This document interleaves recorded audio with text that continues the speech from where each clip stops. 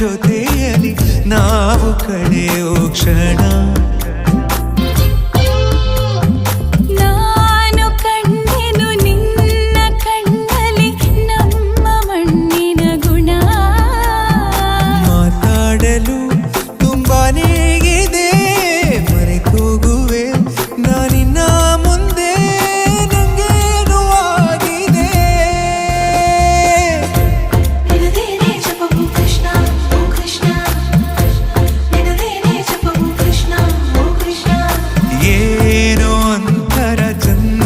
ಜೊತೆಯಲ್ಲಿ ನಾವು ಕಳೆಯೋ ಕ್ಷಣ.